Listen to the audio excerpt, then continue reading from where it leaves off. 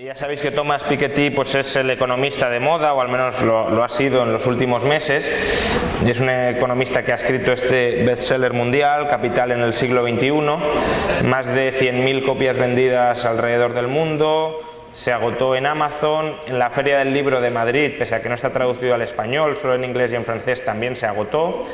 Y a pesar también de que es un libro de 700 páginas, por tanto estamos hablando de un auténtico bestseller que probablemente no sea un best reading, porque no creo que mucha gente se lo haya leído a fondo, aunque sí lo habrán adquirido. Bueno, antes de... Vaya, a ver... Uy. No están saliendo... Bueno, antes de comenzar a exponer la crítica a Piketty, obviamente vamos a resumir básicamente lo que dice Piketty. Según el economista francés, el capitalismo es un sistema económico que tiene fuertes elementos que le hacen tender a la desigualdad. No cree que el capitalismo sea necesariamente desigualitario, pero sí tiene muchas papeletas para que lo sea. ¿Y por qué cree que tiende hacia la desigualdad? Pues por lo que él llama el motor fundamental de la desigualdad dentro del capitalismo, que es esa brecha que podéis observar entre R y G. Él dice que las economías capitalistas R tiende a ser mayor que G. ¿Y qué es R? La tasa de retorno del capital, el dinero que ganáis si tenéis una serie de propiedades. Por ejemplo, si tenéis un depósito bancario, pues el tipo de interés que obtenéis por ese depósito sería la tasa de retorno sobre el capital. ¿Qué es G? Es la tasa de crecimiento del PIB, lo que crece la economía cada año.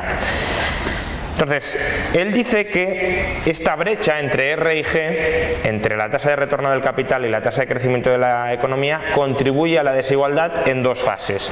La primera es lo que él denomina la segunda ley fundamental del capitalismo. Tenéis ahí la fórmula, no me interesa tanto la fórmula cuanto la idea. ¿La idea cuál es? Que beta es la relación entre capital y renta, capital y PIB. Por ejemplo, si el capital de toda la economía es 10 billones de euros y el PIB es 1 billón de euros, beta es 10. Es decir, el stock de riqueza, la riqueza nacional, el stock de capital acumulado es 10 veces mayor que el PIB.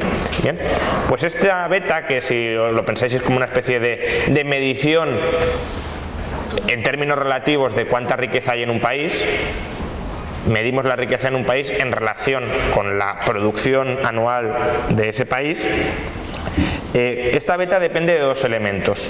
Depende positivamente de la tasa de ahorro. Cuanto más ahorre la gente, mayor será el stock de riqueza de una sociedad, y depende negativamente del crecimiento económico. Cuanto más crezca la economía, menor será el stock de capital en relación con la producción anual. Bien. Y el segundo elemento que explica la desigualdad o el proceso de desigualdad dentro del capitalismo según Piketty es la primera ley fundamental del capitalismo. ¿Qué dice la primera ley fundamental del capitalismo? Pues básicamente que el dinero, o mejor dicho, las rentas que obtienen los capitalistas dentro de una sociedad depende de cuánto capital se ha acumulado dentro de esa sociedad en términos relativos, es decir, de beta, por la tasa de retorno del capital. Es decir, si hay mucho capital y la tasa de retorno es muy alta, los capitalistas tendrán mucha renta y el peso de esa renta dentro del PIB será cada vez mayor. ¿Bien? ¿Qué sucede? Pues que claro, aquí se puede desatar un proceso por el cual los capitalistas van ahorrando, van reinvirtiendo y cada vez se van quedando con un porcentaje mayor de la economía. Aquí tenéis un ejemplo muy sencillo. Imaginad que partimos de una situación base en la que los capitalistas se apropian, se quedan con el 10% del PIB. Las rentas del capital equivalen al 10% de la producción total. Es decir, alfa en estas fórmulas sería el 10%. Y están ahorrando el 4% de esa renta. Bien, pues en un entorno de crecimiento económico y con un tipo de interés, bueno, en un entorno de crecimiento económico del 2% y con un tipo de interés del 5%, beta, es decir, el capital total, sería 2 veces superior al PIB. Vale, imaginad que los capitalistas pasan a ahorrar, es decir, tienen rentas del 10%, ahorran el 4% y consumen el 6%. Imaginad que ahorran el 100% de sus rentas, es decir, el 10% del PIB.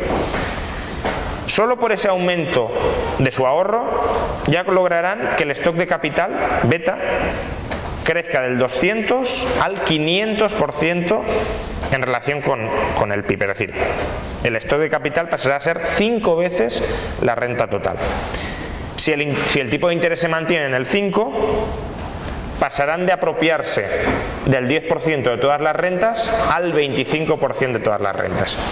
Pero es peor, ahora imaginad que ahorran la totalidad de ese 25% de las rentas. Es decir, han pasado de quedarse con el 10% de todas las rentas a ahorrar y quedarse con el 25%. Y ahora asumamos que ahorran todo ese 25%.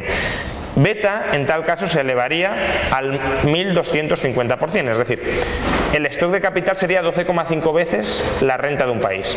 Si el tipo de interés sigue siendo del 5% o es algo más pequeño, del 4,75, del 4,5%, los capitalistas pasarán a quedarse con el 62,5% de todo el PIB, en detrimento obviamente de los trabajadores. Por lo tanto, ¿veis cómo se desata una dinámica dentro del capitalismo por el cual, si el rendimiento del capital está por encima del crecimiento, hay fuerzas que lo llevan a que el stock de capital en relación con el PIB sea cada vez mayor, y asumiendo que el tipo de interés se mantenga más o menos constante, se quedarán con un porcentaje cada vez mayor de la renta, de la producción del PIB, que a su vez les permitirá ahorrar más y seguir acumulando más capital? Bien. ¿Por qué Piketty considera esto nefasto? No ha salido de la transparencia, pero bueno. Básicamente porque el capital, es decir, la riqueza, se hereda. ¿Y cuál es el problema de que se herede la herencia? Que eso permite que se vaya autorreproduciendo conforme avancen las décadas y los siglos. Es decir, una vez se ha acumulado riqueza, este stock es capaz de autorreproducirse. Y por tanto, cuanto más capital haya y mayor sea la brecha entre la tasa de retorno del capital y el crecimiento económico, no, es que no han salido. Un mayor porcentaje de las rentas dependerán de lo que se hizo en el pasado. Es decir, él dice, claro, los capitalistas heredan mucho y lo único que tienen que hacer es sentarse, recibir rentas, reinvertirlas y cada vez van siendo más ricos. Por tanto, un señor puede ser un inútil absoluto y tener rentas del capital y se va quedando con partes crecientes del stock de capital del PIB de una economía, y en cambio otro señor puede ser un genio y como solo tiene rentas del trabajo, bien, gana dinero, pero relativamente menos que el que tiene un stock de capital muy grande. Entonces dice, las sociedades modernas se basan en la meritocracia.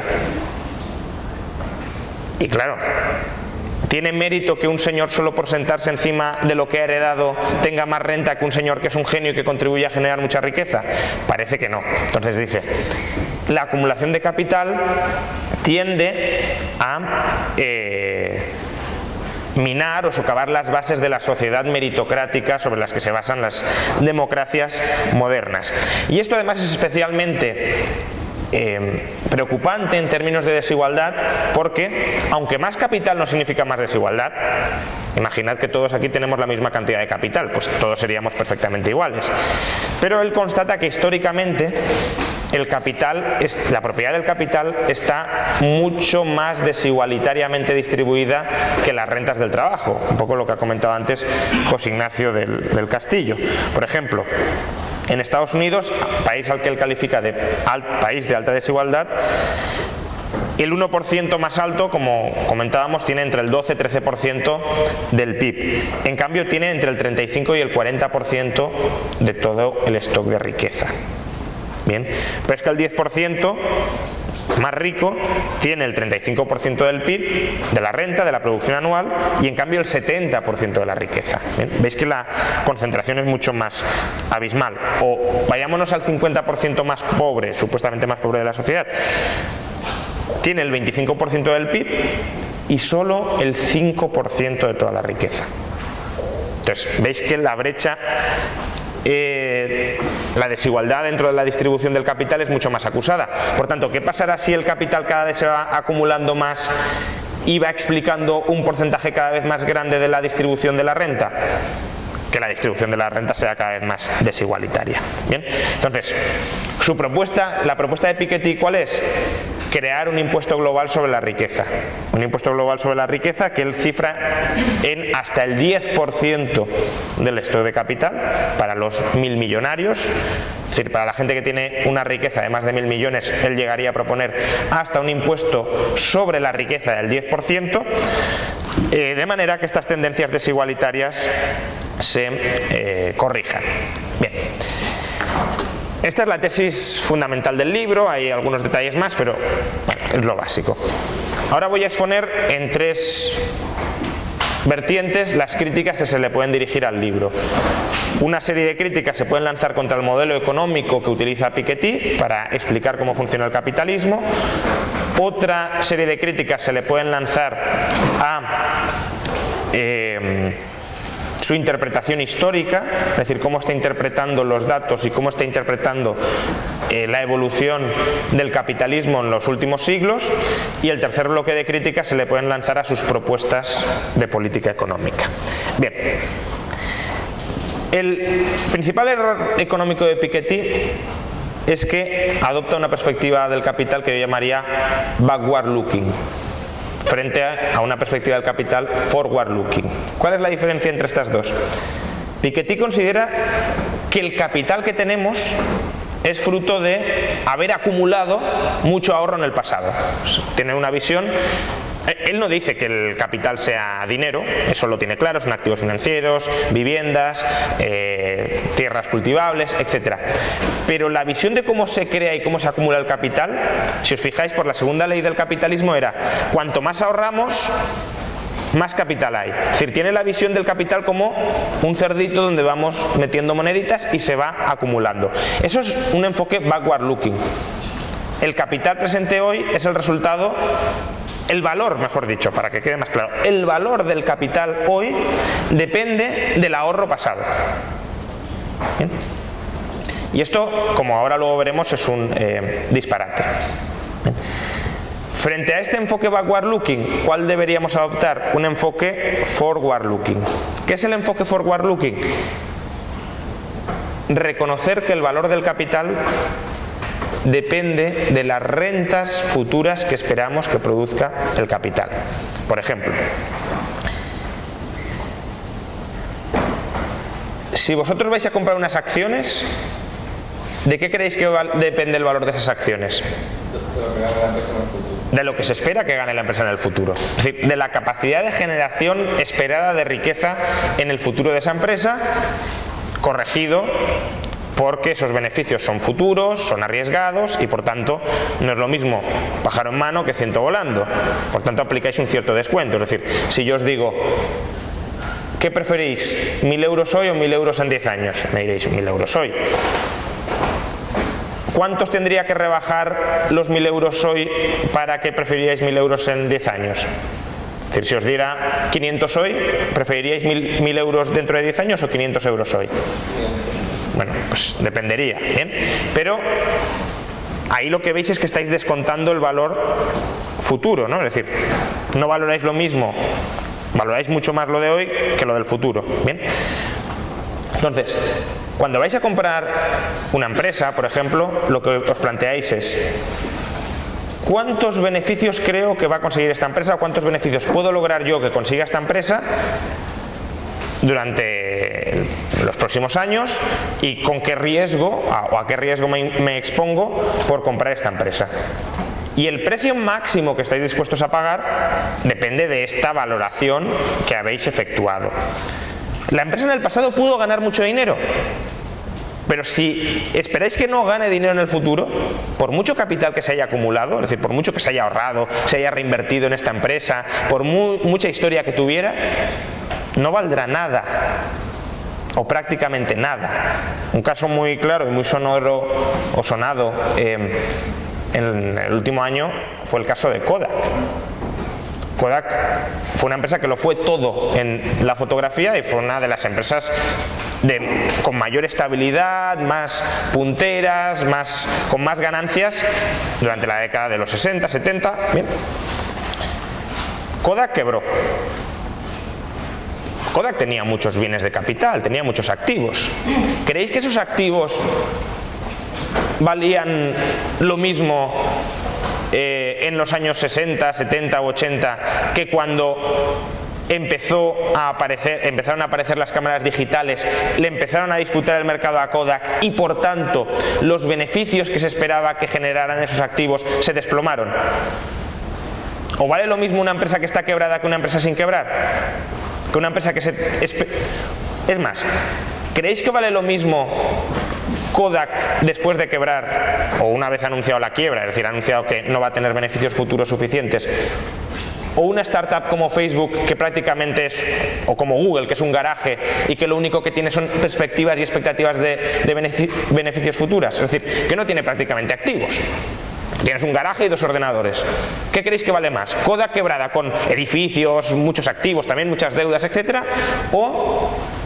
¿O Google nada más crearse y con ya un cierto protocolo de búsquedas bastante desarrollado, etcétera? Google valía muchísimo más y de hecho cuando se vende en el mercado se observa. Por tanto, el valor del capital no depende de lo que se haya hecho en el pasado, depende de lo que se espera que se vaya a hacer en el futuro. Por tanto, y si volvemos a la anterior, Piketty considera que beta, es decir, el capital y el tipo de interés determinan alfa, es decir, el porcentaje de renta que los capitalistas tienen sobre el total del PIB. Pero es al revés. Son las rentas de los capitalistas y el tipo de interés los que determinan el valor del capital. Es decir, si un negocio se espera que vaya a tener muchas rentas, el valor del capital, aunque no se invierta nada, aumentará. ¿Bien? Y al contrario, si tú inviertes mucho y con eso no consigues aumentar las rentas que esperas generar en el futuro, estarás dilapidando esa inversión y el valor del capital no aumentará. Kodak se podía poner a invertir todo lo que quisiera y a pedir préstamos para invertir. Pero si no consigue reorientar su modelo de negocio para volver a generar beneficios futuros, es decir, valor para el consumidor, todo lo que ha invertido lo ha destruido. No vale nada. En cambio, Google puede no invertir nada y simplemente por el crecimiento de los beneficios futuros derivados del modelo de negocio que ya tiene, puede ir creciendo en valor. Bien.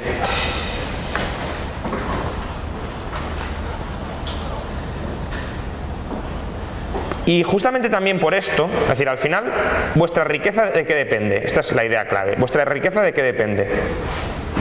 De las rentas que seáis capaces de generar en el futuro. El valor de un activo depende de las rentas que ese activo sea capaz de generar en el futuro. ¿Bien? Y por eso justamente, cuantos más activos se manejen, más difícil es seguir aumentando las rentas que vas generando. Esto ya por un problema de información prácticamente. Es decir, si tenéis que producir rentas y beneficios en multitud de industrias, vuestro conocimiento va siendo limitado, vuestra capacidad de control y de cálculo va siendo más limitada y por eso, cuanto más rica es una persona, más tienden sus rendimientos a la media. Lo que explicaba un poco el otro día Pablo. Es decir, Warren Buffett ya saca los rendimientos del mercado. En el extremo, si se quedara con todo el mercado, ¿cuál sería el rendimiento de Warren Buffett? El medio del mercado.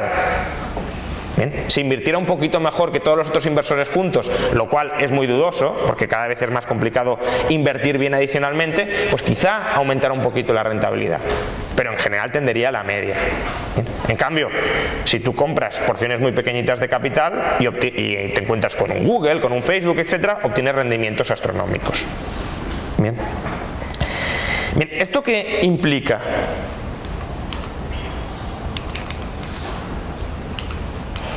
Implica que no existe ningún automatismo en la conservación de la riqueza. No por el hecho de ser ricos seguiremos siendo ricos en el futuro. El valor de la riqueza no se nos puede garantizar, porque depende de las rentas que se espere, ni siquiera de las que vayamos a generar, de las que se espere que vayamos a generar. Obviamente no conocemos el futuro, por tanto, todos son estimaciones. Por tanto, si un patrimonio deja de generar rentas, ese patrimonio pierde prácticamente todo su valor. Hay una frase de uno de los Rothschild que es muy elocuente. Dice lo siguiente: estaría contento si pudiera transferir a mis descendientes, a mis herederos, una cuarta parte de mi riqueza actual. Esta frase, ¿qué indica? Que considera tremendamente complicado conservar la riqueza que actualmente tiene conforme pasa el tiempo, y que se conformaría, que firmaría si a sus descendientes les llegara un cuarto de lo que tiene hoy. Y me diréis, bueno, tampoco es tan complicado mantener la riqueza. ¿Cuántas amenazas veis a la conservación de la riqueza? ¿Qué amenazas se os ocurren que pueden minar la riqueza que tenéis actualmente? Muchos. No adaptarse a los cambios. Una es no adaptarse a los cambios. ¿A qué cambios? Cambios tecnológicos, cambios en el gusto de los consumidores, cambios en la aparición de nuevos competidores, cambios en las regulaciones estatales. Es decir, te sale una norma que te dice no puedes seguir operando y has perdido todo tu capital. ¿Qué más? Impuestos. ¿Impuestos sobre qué? Impuestos sobre plusvalías, impuestos sobre sociedades, impuestos sobre sucesiones y donaciones. Por tanto, la transferencia es complicada. Otro impuesto que no se suele pensar como impuestos, la inflación. A menos que batas con el retorno del capital la inflación, cada vez tu capital va valiendo menos. Más. Guerras y catástrofes naturales. Movimientos revolucionarios, que se lo pregunten a los de la Rusia pre-revolución de 1917. Ciclos económicos, que serían decisiones de inversión, o malas decisiones de inversión simplemente. Y nacionalizaciones no revolucionarias. Es decir, llega Pablo Iglesias, llega Hugo Chávez, llega Mitterrand y comienzan a nacionalizar, comienzan a expropiar. Por tanto, la conservación de la riqueza no es tan sencilla, sobre todo cuando tienes un patrimonio abultado y te colocas... Y primero, tienes mucha riqueza que tratar de transferir, expuesta a muchos peligros, y además te colocas en el punto de mira de la gente envidiosa que te quiere rapiñar. ¿Bien? Ahora, también la multiplicación de descendientes. Y la multiplicación de descendientes, sí, efectivamente. Eso Piketty también lo... Porque da la sensación de que solo tienes un hijo y ese hijo lo coge todo. Sí. Pero lo normal es que de una familia de estas 200. Sí. Sí, efectivamente, cuanto más crecimiento demográfico hay, más se subdivide la riqueza. Vale, ahora os voy a proponer un ejercicio, porque Piketty considera que la transferencia de la riqueza es muy sencilla, considera además que cuanto más rico eres, más retorno del capital puedes sacar, y él lo ilustra con la lista de Forbes. Él da una mirada por encima de la lista de Forbes y dice que los ricos que había hace unos años siguen siendo básicamente los mismos que ahora, que muchos de ellos son descendientes de ricos anteriores, por ejemplo los herederos de Walmart, y que por tanto es muy sencillo transferir la riqueza. Contestad solo los que no hayáis leído obviamente mi artículo, porque si no, no tiene gracia. El hombre más rico del mundo en el año 87, el año 87 es un año importante porque es el primer año en el que se elabora la lista de Forbes. Por tanto, es la referencia que podemos tomar. Son aproximadamente casi 30 años, 27 años, 28 años. Y bueno, pues ya una generación y media ha pasado. Bien, ¿cómo ha cambiado la distribución de la riqueza en el top 10 de los más ricos del mundo en aquel momento? Fijaos en lo conocidos que son estos ricos del año 87, os sonarán a todos sus nombres. El primero de ellos es un japonés que se llama Yasuaki Tsutsumi. ¿Bien? Tenía en dólares del año 87 $20.000 millones. ¿Cuánto creéis que tiene hoy? En dólares, equivalente en dólares del año 87, es decir, la inflación le come poder adquisitivo. ¿Cuánto diríais que tiene hoy? ¿En dólares constantes? Sí, en dólares constantes, es decir, si tenía 20.000 dólares del año 87, ¿cuántos tiene hoy del año 87? 15.000, decís por ahí. ¿Qué más? ¿Alguien más? Si hubiese hecho lo de Piketty, 50.000. Sí, más todavía, sí. ¿Cuánto creéis que tiene? 1.000 millones. ¿Cuánto? 1.000 millones. Bueno, tiene 680 millones. Es decir, una pérdida del 96%. De hecho, ya no aparece ni en la lista de los 1.000 primeros de Forbes. El segundo, otro japonés, Taikichiro Mori. Tenía un patrimonio de 15.000 millones de euros. ¿Cuánto creéis que les ha quedado a sus herederos? Que además eran dos, es decir, se va subdividiendo, pero bueno. No, esto un poco más. 3.000 millones. Es decir, una pérdida del 80%. Del tercero y del cuarto... ¿A qué se dedicaban los japoneses? Construcción, sobre todo. Piensa que es la época de la burbuja inmobiliaria. Por eso también he comentado que los ciclos económicos y las burbujas destruyen capital. Del tercero y el cuarto también eran japoneses. E imaginad los ricos que deben ser hoy, que no he encontrado ni siquiera referencias en Google. Ni rastro. Es decir, literalmente están desaparecidos del mapa. Bien, el quinto era un saudí, Salim Ahmed bin Mahfouz, que era banquero. Tenía un patrimonio de 6.200 millones de dólares. ¿Cuánto creéis que le dejó a su heredero?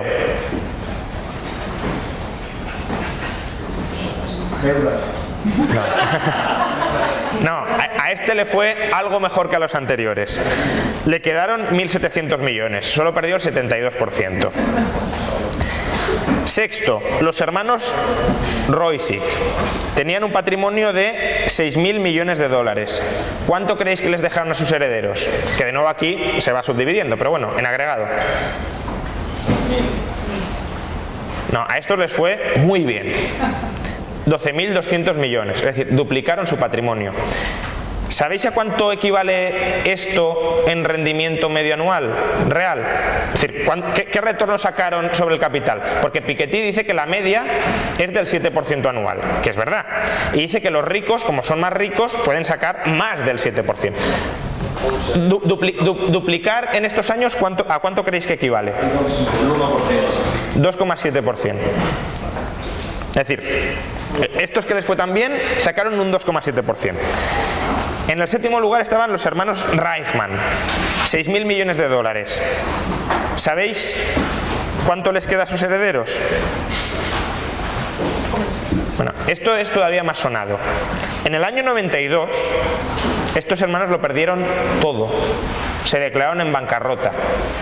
Les quedaron, después de liquidar todas sus deudas, etcétera, 100 millones de dólares. Y desde el año 92 han logrado reconstruir su fortuna hasta casi 1.000 millones. Es decir, Piketty diría que esto no tiene mérito, porque esto es automático. No tiene mérito tampoco perder el 99% ni multiplicar luego por 10. Pero bueno, si tomamos 6.000 millones frente a 1.000 millones, es una pérdida del 84% de su patrimonio. En el octavo lugar nos encontramos con otro japonés, Yoshihiro Iwasaki, 5.600 millones de dólares. ¿Y cuánto estimáis que le quedaba a su heredero? 2.800 millones. Pérdidas del 50%. Es decir, bueno, está mal, ¿no? Prefieres la mitad. Bueno, Rothschild decía que un cuarto, o sea que bueno, lo han hecho muy bien. En el noveno está Kenneth Roy Thompson, que tenía un patrimonio de 5.400 millones. Este quizá os suene, y a este sí le ha ido bien. Es el dueño de Thomson Reuters, la parte de Thomson. Es un canadiense que ha conseguido tener hoy un patrimonio de 9.300 millones de dólares. Pero aún así la tasa de retorno es del 2,9%, es decir, muy alejada del 6,8%, porque aquí pensad que además cada décima es muchísimo. Entonces estamos hablando de una diferencia abismal. Y en décimo lugar está otro japonés, Keizo Saji, que tenía 4.000 millones de dólares en el año 87 y hoy tiene el equivalente a 4.600. Es decir, un rendimiento medio del 1,1%. Por tanto, lo que vemos es que la mayoría, bueno, primero que no conocéis a nadie, es decir, los más ricos, entre los más ricos no hay ninguno de estos. Como mucho han aspirado a conservar una parte, en general muy pequeña, de su patrimonio, en términos porcentuales. Claro, si uno me dice, no, es que tienen 1.000 millones, claro, es mucho, pero es que partían de 20.000, de 15.000, y lo que hay que mirar es la evolución porcentual, la tasa de variación. Bueno, pues la tasa de variación en general han sido pérdidas por encima del 50%. Y los que han sido más perspicaces y han logrado conservar y ampliar su patrimonio, lo han rentabilizado por debajo del 3%. Imaginad lo complicado que es mantenerse en el mercado y conservar ese patrimonio. Y en cambio, los ricos de hoy, los super ricos de hoy, son jóvenes, bueno, eran jóvenes, o muchos de ellos ni siquiera habían nacido cuando esta gente era multimillonaria. El caso más conocido será Zuckerberg, pero también los creadores de Google o incluso el propio Bill Gates. Bill Gates estaba trabajando en un garaje, no tenía ni un euro, bueno, pues la renta de su familia, vamos, pero que no era una familia potentada en el top 0,01%, cuando esta gente aparecía en la lista de Forbes. Y hoy esta gente no aparece en la lista de Forbes y Bill Gates, Zuckerberg, Larry Page, Brin, etcétera, sí figuran en la lista de Forbes. ¿Quiénes serán los ricos de los próximos 30 años? Pues podríamos repetir este ejercicio, pero muy probablemente muy pocos de los que hay hoy estén dentro de 30 años. Bill Gates es el hombre más rico del mundo. Como Google se coma a Microsoft, o como Facebook, o como Apple se coma a Microsoft, Bill Gates pierde prácticamente todo su patrimonio. Es decir, Bill Gates, la riqueza de Bill Gates solo tiene una carta, que es Microsoft. Bueno, tiene más, está diversificando, pero no puede diversificar todo su patrimonio. Es decir, la parte del león es Microsoft. O sea, él está listo que desde que salió a cotizar Microsoft lleva vendiendo todo. Sí, pero que aún así no puede hundir es decir, no puede desprenderse de todo y liquidar el valor y desplomar el valor de la acción. Entonces, obviamente conseguirá conservar algo, pero pensad que bueno, voy muy rápido. Vale, entonces, ¿por qué es posible que R dentro del capitalismo, la tasa de retorno del capital, sí se ubique por encima de la tasa de crecimiento sin que haya una acumulación continuada y explosiva del capital? Pues por 4 motivos. Primero, no toda la renta se ahorra. Por tanto, imaginad que se rentabiliza el 5 pero solo se reinvierte el 15, pues eso te da para mantener el capital, no para ampliarlo. Luego, aunque se ahorre toda la renta, no toda ella es inversión exitosa que genera nuevas rentas. Tercero, aunque todas las inversiones fueran exitosas y generaran nuevas rentas, parte de esas rentas podrían ser absorbidas por el factor trabajo. De hecho, si me da tiempo luego comentaré, el aumento de la desigualdad en Estados Unidos, pese a todo este modelo complejo de Piketty, y él mismo lo admite, no se debe a la evolución de las rentas del capital, se debe a la evolución de las rentas del trabajo. ¿Eso qué significa? Que toda la reinversión que se ha producido en Estados Unidos, parte de esa reinversión se ha traducido en mayores rentas de personal muy cualificado. Es decir, el Real Madrid puede reinvertir muchísimo y puede ganar muchísimo dinero, pero gran parte de su dinero se lo queda a Cristiano Ronaldo. Y Cristiano Ronaldo tiene inversiones, pero esa renta es una renta del trabajo. ¿Bien? Por tanto, aunque todas las inversiones fueran exitosas, parte de las nuevas rentas se las puede quedar el trabajador si es el que más ha contribuido en relación con el capital a generar esas rentas. Y cuarto motivo, aunque todas las nuevas inversiones fueran exitosas y todas las rentas generadas fueran a parar a los capitalistas y no a los trabajadores, parte de las inversiones exitosas pueden destruir otras inversiones exitosas en el pasado. Imaginad que el dueño de Mercadona reinvierte al 8, al 9, al 10%. ¿Eso significa que esa es la reinversión o el aumento neto del capital de la economía? No, porque muchas tiendecitas de barrio, por ejemplo, o incluso grandes empresas, Carrefour, etcétera, les estaría comiendo su mercado. No es que se mantenga la inversión de Carrefour y además el 10% de la de Mercadona. Por tanto, un capitalista puede ganar rentas y propiedad a costa de otros capitalistas. Bien, hasta aquí los errores del modelo económico. Luego tenemos errores en la interpretación histórica.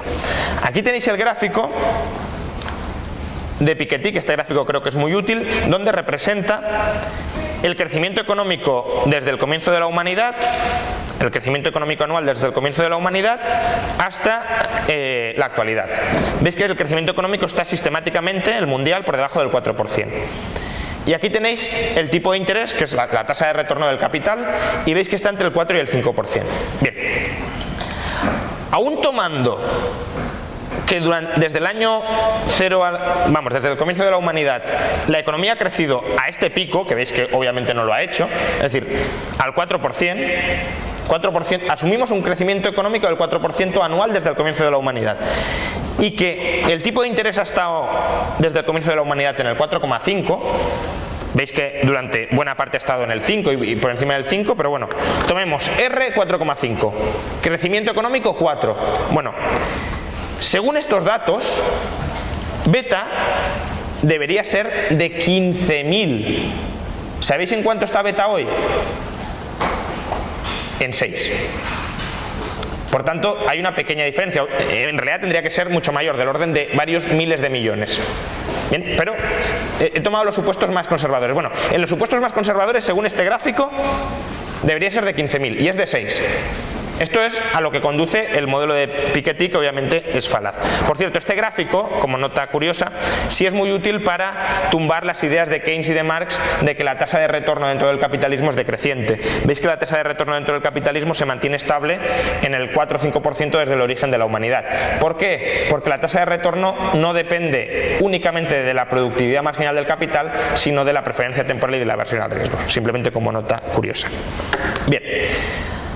Aquí veis la evolución de beta. ¿Qué era beta? Acordaos, era el stock de capital en relación con la renta, es decir, es una especie de stock de capital ponderado por la renta. Bien, veis que hasta principios del siglo XX el stock de capital es que no aumenta, está constante tanto en Inglaterra como en Francia en 7, está anclado en 7. Luego, con las guerras mundiales, las expropiaciones, las revoluciones, las inflaciones, los impuestos extraordinarios, etcétera, la Gran Depresión, etcétera, se hunde mucho el stock de capital y luego vuelve a aumentar, pero ya desde los años 20-30. Esto no es una cosa de Reagan ni de Thatcher, es un fenómeno que se reproduce desde los años 20 o 30, bueno, desde los años 30. Y claro, esta tendencia al alza es lo que lleva a Piketty a decir: esto es imparable, etcétera. Pero si estuvo 3 siglos o 2 siglos estancado y luego cae, pero por malos motivos, pero lo ideal sería, bueno, que se mantenga ahí. Bien. Y además veis que es una tendencia que no solo es Francia o Inglaterra, también tenéis lo mismo hasta comienzos del siglo XX en Alemania, en Estados Unidos, como estuvo menos expuesto a revoluciones y a guerras en su propio territorio, inflaciones, etcétera, se mantiene más o menos constante durante toda la historia, bueno, durante toda la historia americana, y en Canadá 3/4 de lo mismo. Bien, por tanto, no hay una tendencia explosiva a que el capital pese más que la renta. Bien. Es el primer error, es decir, el primer error de interpretación histórica, que si cogemos un modelo y lo trasladamos a la historia nos dan unos datos que no casan con la realidad. Segundo error, es muy importante fijarse en el cambio que ha habido en la composición del capital. Y cambio en 2 elementos. El primero, hemos pasado de formas del capital, esto es tierra cultivable, viviendas y empresas. Y de nuevo, tierra cultivable, viviendas y empresas. Lo primero que veis es que el valor de la tierra cultivable se ha desplomado, es decir, no explica nada. Esto se lo podéis comentar a todos los georgistas que dicen que hay que colectivizar la tierra para enriquecernos, etcétera. De la riqueza actual dentro del capitalismo, la tierra cultivable no explica nada. Equivale a 2 semanas de renta. Nada. ¿Bien? Pero sobre todo me interesa, hasta la emergencia del capitalismo, que es cuando comienza el declive fuerte de la tierra, ¿cuáles eran las 2 fuentes esenciales de riqueza? Eran la tierra y ciertos negocios. ¿Por qué se caracterizaban esos negocios? Por tener numerosos privilegios gremiales. Por tanto, estamos hablando de 2 formas de riqueza que sí eran muy fácilmente transferibles. ¿Por qué? Porque tenían privilegios gubernamentales o eran formas de producción muy simples. La tierra, pues bueno, es cultivar con las técnicas que haya y ya generar rentas si hay buen clima. La composición del capital aquí es mucho más compleja. Son negocios que dependen esencialmente del conocimiento, de la capacidad empresarial o incluso la vivienda. También depende mucho de dónde la construyes, de con qué materiales la construyes, de las ciudades en las que se queda, en las que no. Por tanto, Piketty no valora adecuadamente el cambio en la forma orgánica del capital. Hemos pasado de formas muy simples y donde sí que era muy fácil dejarlo en herencia, y probablemente de ahí venga todo el rencor a la clase rentista, a una sociedad donde el capital es muy difícil de transferir, porque depende de las aptitudes personales, no del capital acumulado en el pasado. Y segundo, pese a todo lo que dice Piketty, la concentración del capital en términos históricos se ha reducido. Fijaos, aquí tenéis el porcentaje de riqueza nacional que tiene el 1% y el 10%. Veis que a partir de 1910, ese capital cae 20 puntos sobre el total. En el año 1910, el 10% en Europa y en Estados Unidos tenía en torno al 80 o al 90% de toda la riqueza. Hoy tiene entre el 60 y el 70, y sí, ha repuntado un poquito, pero muy poquito. ¿Y eso a qué se debe? Pues se debe sobre todo, si os fijáis, a que la vivienda está ganando peso dentro de la riqueza total. Y la vivienda es un activo ¿de quién? De las clases medias. Y de hecho, fijaos lo que dice Piketty en una frase que está ahí un poco perdida, etcétera, dice: que no haya ninguna duda, el crecimiento de la clase media patrimonial ha sido la principal transformación estructural de la distribución de la riqueza en los países desarrollados durante el siglo XX. Es decir, la diferencia en la distribución de la riqueza en el siglo XX ha sido que las clases medias se han vuelto capitalistas y se están volviendo cada vez más capitalistas. Que el capital no está concentrado solo en una élite con capacidad para ahorrar, sino que se ha ampliado la capacidad para ahorrar e invertir a las clases medias, y estas se están convirtiendo en capitalistas. Y estas clases medias además están empezando a dejar herencias a sus hijos, y con eso están empezando a transferir la riqueza intertemporalmente. Dice Piketty, por ejemplo: la gente joven nacida en los 70 y en los 80 ya están experimentando en cierta medida el importante papel que la herencia está volviendo a jugar en sus vidas y en las vidas de sus amigos. ¿Creéis que es irrelevante que vuestros padres os dejen una casa en propiedad? Desde luego que no. ¿Sería mejor que nos la dejaran para que todo fuera más igualitario? Desde luego que no, porque entonces no tendríais nunca la posibilidad de acceder a la riqueza.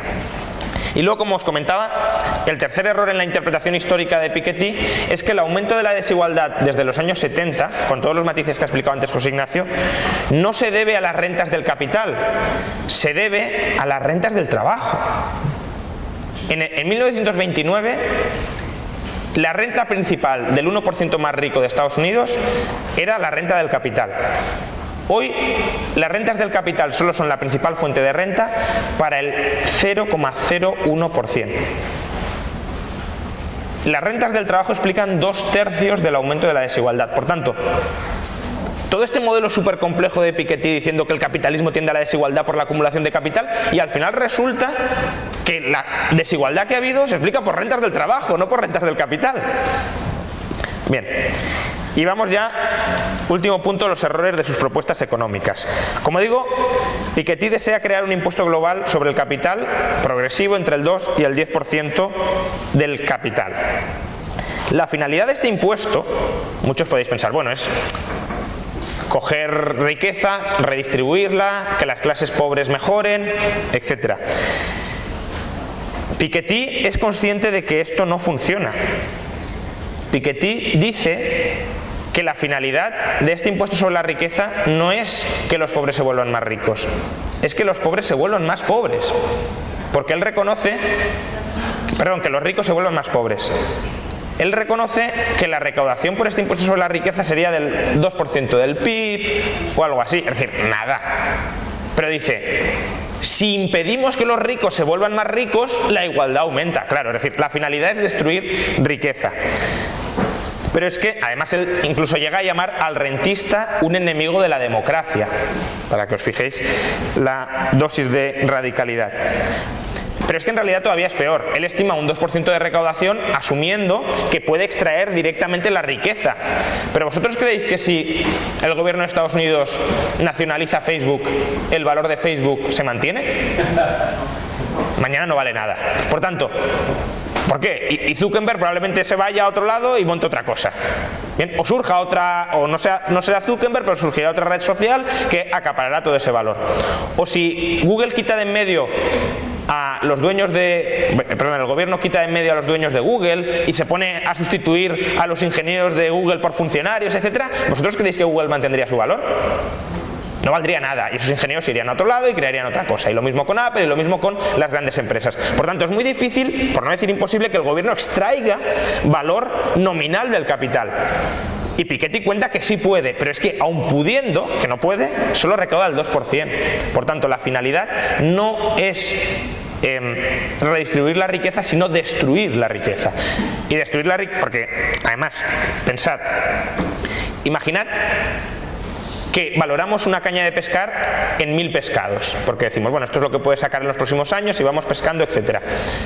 ¿Vosotros creéis que si troceamos en 10 trozos la caña de pescar y redistribuimos esos 10 trozos, cada trozo nos permitirá conseguir 100 pescados?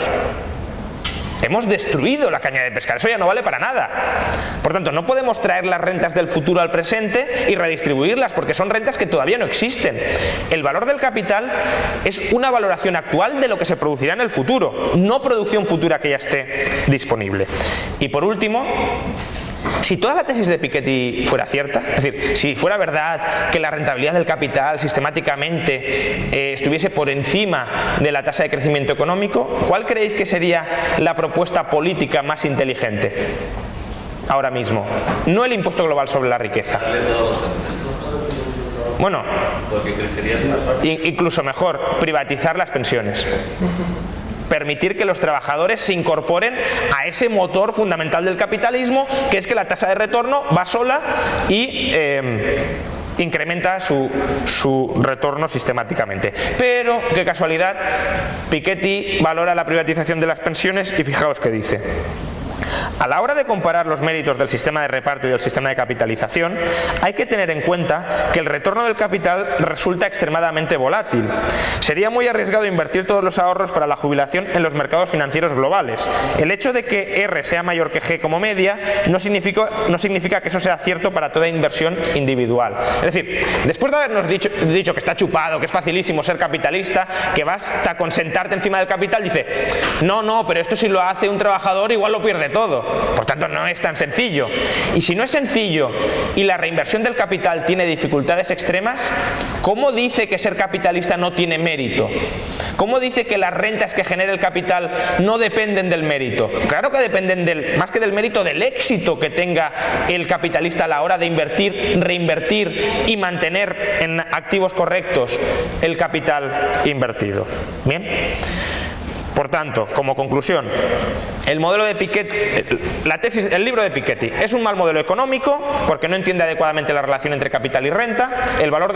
No es que el valor del capital genere la renta. Si vosotros tenéis un terreno de 100.000 y la tasa de retorno es del 10%, no produce cosechas de 1.000.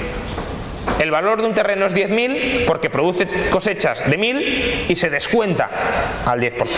¿Bien? Por tanto, la relación es el valor del capital depende del valor de la renta, no el valor de la renta depende del valor del capital.